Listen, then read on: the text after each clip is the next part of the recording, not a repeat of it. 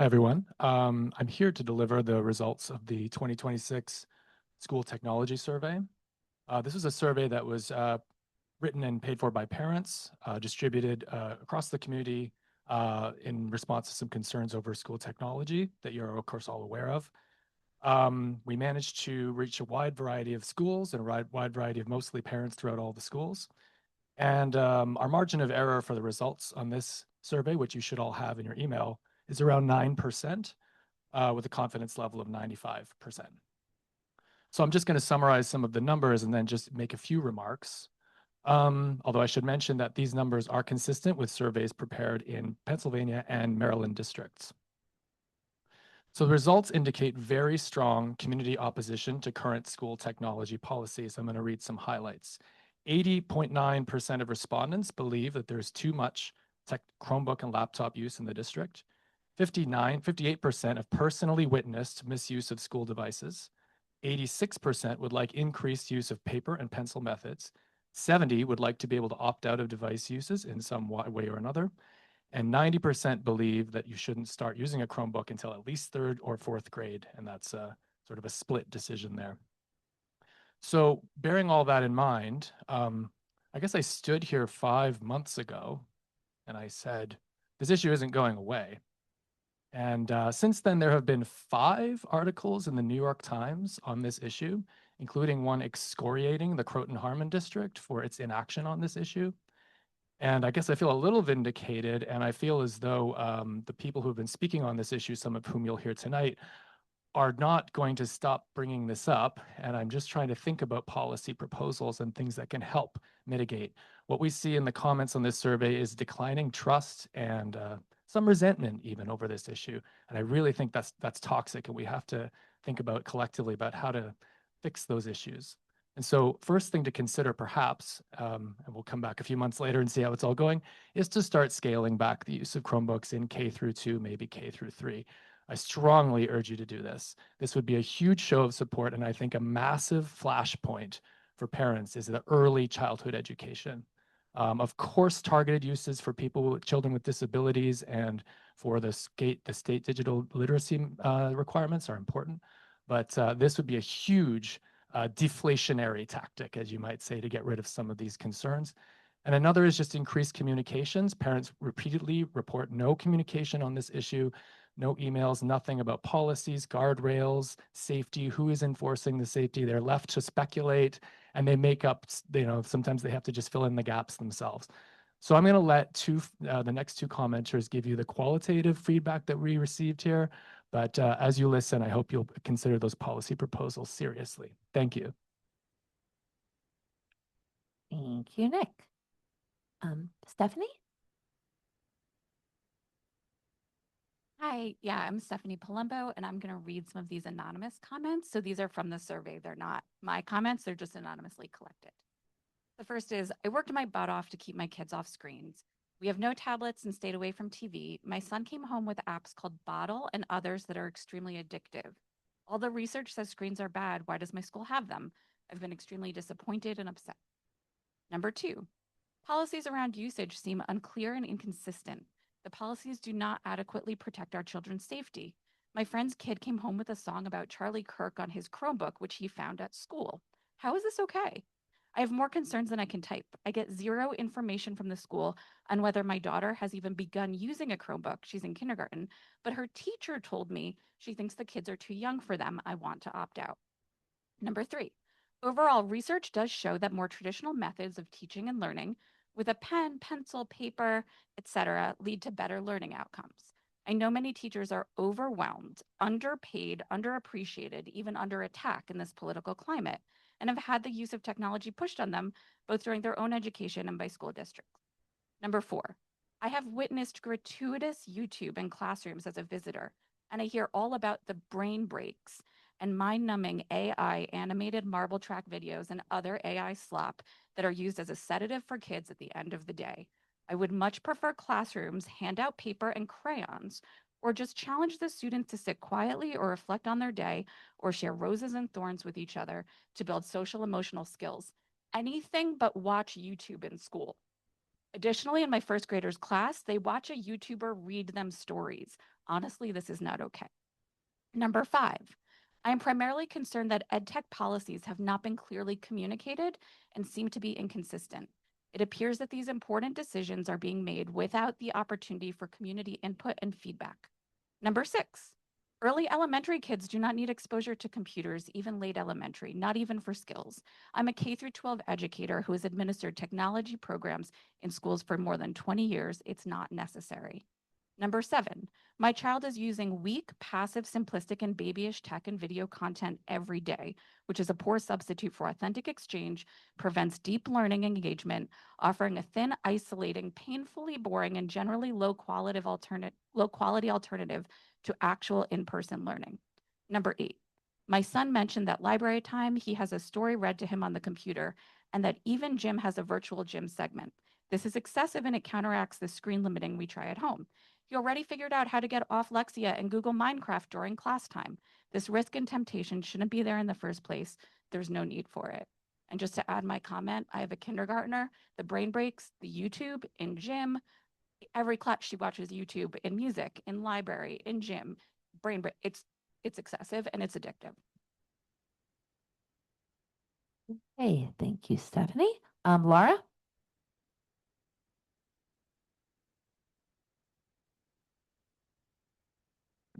Hi, everyone. My name is Laura Wintercorn. I'm going to continue the reading of the anonymous comments.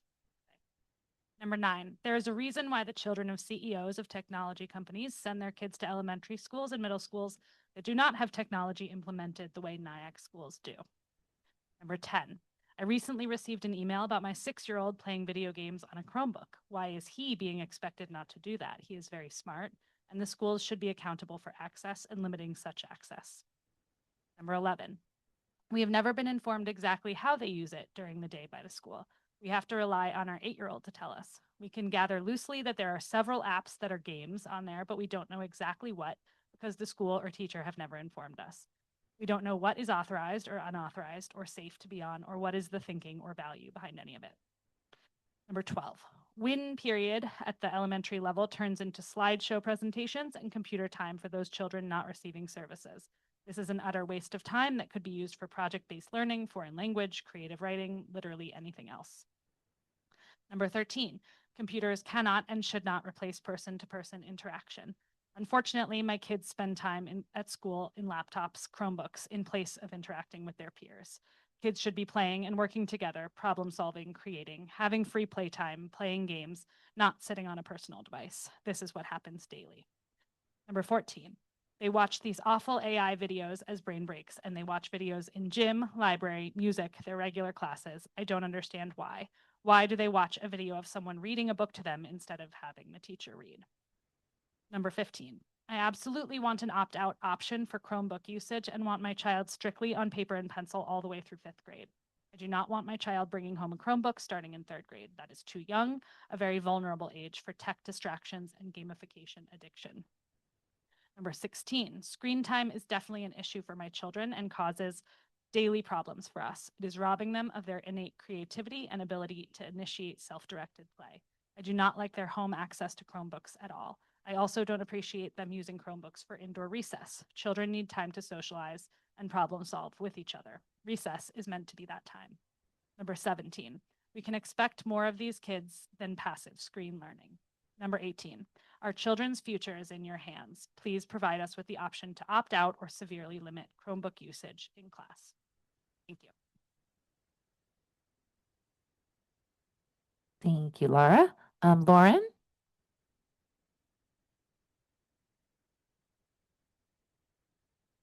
Hi, everyone. Thank you. I'm Lauren. I'm the parent of a kindergartner in Upper Nyack, and I'm here to address tech issues from a different perspective, from the perspective of someone who's been teaching in college classrooms for over 15 years. One of the justifications often given for the increased use of technology in the K-12 classroom is that it prepares students for the college classroom, that it produces college readiness. That justification is no longer sound. I want to share what my college classroom looks like and how I'm not alone, to make the case that the board and administrators need to pause and reflect on what college readiness looks like in the age of AI and how our school's tech policies and practices should change in response. I've taught at a range of universities, over 5 over my career, primarily in the humanities, philosophy, literature, and history. My classroom now employs less technology and expects less at-home use of technology, computers especially, from my students than it did 5 years ago. My students engage in discussion and debates in the classroom with each other. They work in groups on creative projects. They handwrite notes in one of these that I give to them at the beginning of the semester. They also do in-class essays and exams in one of these, the Blue Book. They sit sometimes for in-class essays and sometimes write up at-home typewritten things on their in-class experiences. Some of my colleagues do oral examinations. I'm not one of them. Very few of my students use a computer or tablet in class, and those who do have an accommodation that they've registered through our Office of Disability Accommodations, or they've talked to me about their own responsible tech use in class. I'm not alone. The Economist reported in 2025, November, that the sale of Blue Books has more than doubled in 2022 from 2024. PC Mag, reporting on a 2023 survey, noted that 76% of surveyed high school and college instructors are now using handwritten assignments as part of their classrooms. Many of us, myself included, are doing this to minimize the temptation to cheat or offload onto AI policies or programs. The thing about it is you can assign a student a paper and you can say, do all this on your own, but they can still outline, summarize, research, or edit using really hard to avoid embedded AI like Grammarly. And we're trying to avoid those temptations. College classrooms are changing rapidly in response to the unavoidability of AI. Speaking generally, I think it degrades the quality and value of a higher education. The narratives about college circulated amongst families, students, and K-12 administrators and sort of teachers as well, I don't think seem to have caught up. I have an anecdote to illustrate that. A student of mine told me last Friday that she had told her mom, a middle school teacher in a Westchester school, that 2 of her classes this semester require a handwritten notebook. That mother then told her middle schoolers this, and they were absolutely shocked. What, a college student today writing with a pen in a notebook? This is not 1990. My student showed those notebooks to those students and said, this makes me learn better. I'm here to not say anything about AI, except to say that our college classrooms are changing, and if we want our students ready for them, I urge the board to consider changing tech policies at the K-12 level. Thank you.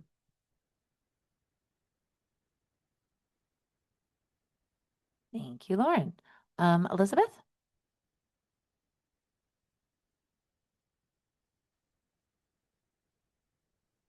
Hi, I'm Elizabeth. I'm a mother of a high school student, and I'm here to talk about the board's technology policies and their enforcement.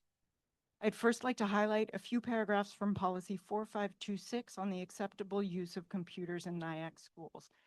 Quote, the board encourages the use of computers and computer-related technology in district classrooms solely for the purpose of advancing and promoting learning and teaching, end quote. Here's another passage on internet safety regulation. Quote, students may use the district's computer network to access the internet and World Wide Web only during supervised class time, study periods, or at the school library, and exclusively for research related to their coursework, end quote. This policy language sets the parameters for computer and internet use in our district. It requires that computers be used only for schoolwork, or more specifically, research for schoolwork. However, as every parent and teacher knows, non-educational content is accessed by Nyack students every day at school. The monitoring and filtering tools the district uses are necessary, but inadequate to the task of enforcing board policy.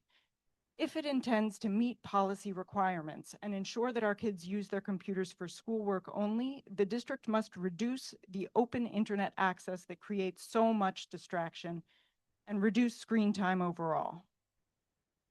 The board is responsible for setting strategic direction for the district by maintaining relevant and current policy.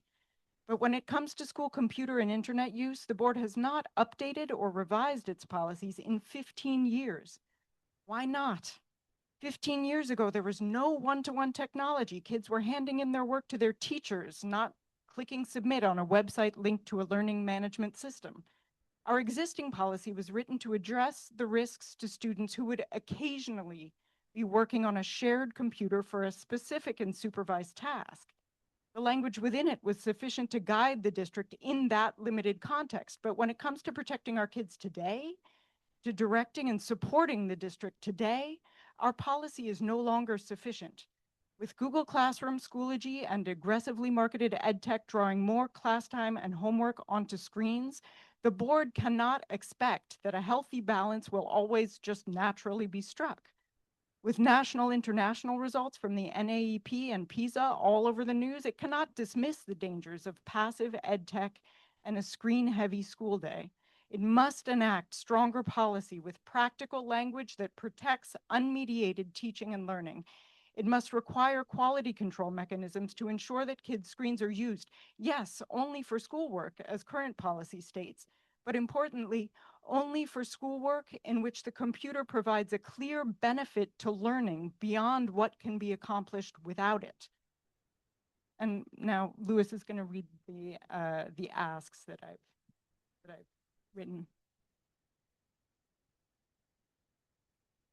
Hi, thanks. I'm Louis Conchelmi.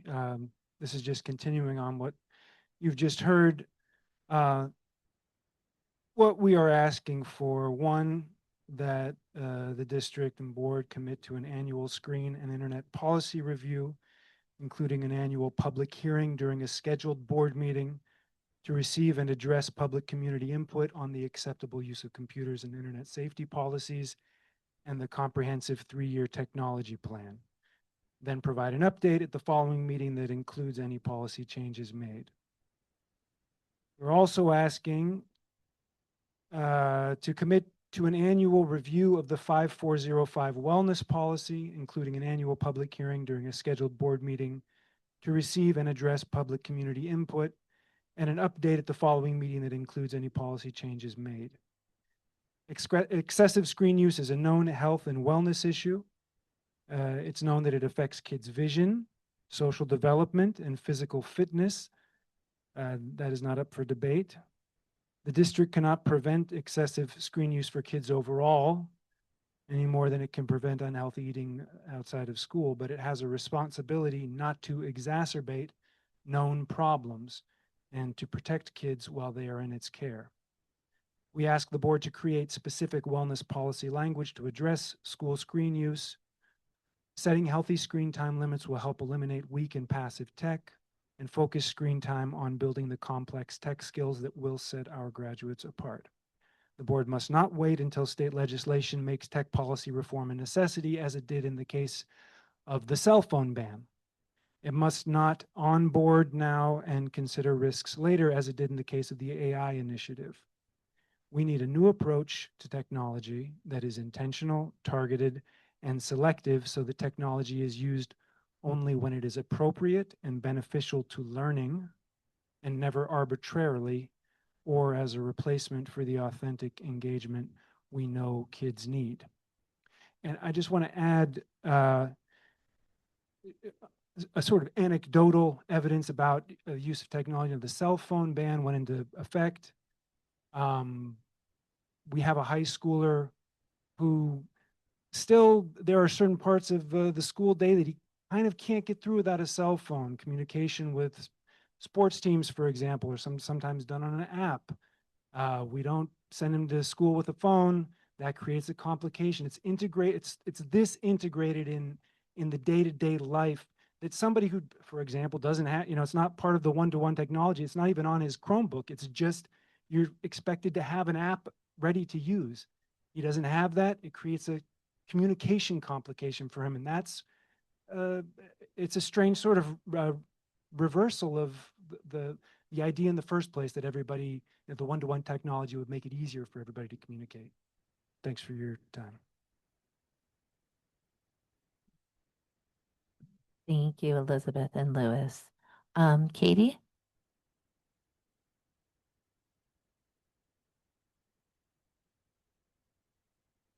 Hi, I'm going to read this on behalf of my husband, who is a software engineer and doesn't like to talk in front of people. So here we go.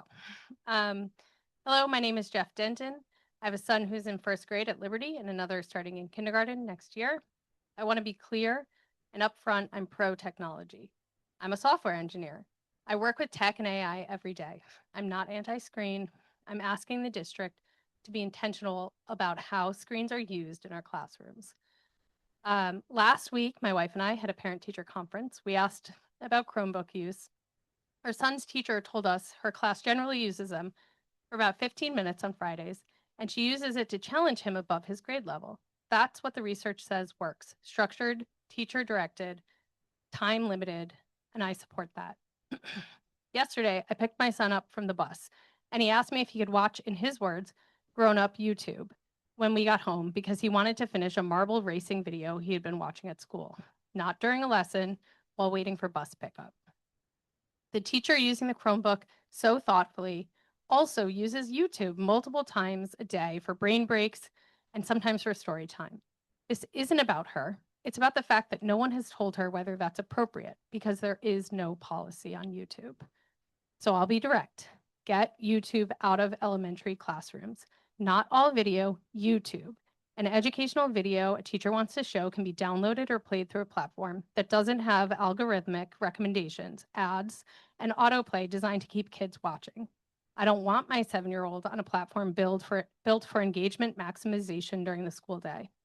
If there's an educational justification for YouTube specifically, I'd like the district to name it. If there isn't, stop using it. Kids don't need YouTube for movement breaks. They don't need screen for story time. That's what books are for. I have 3 more asks.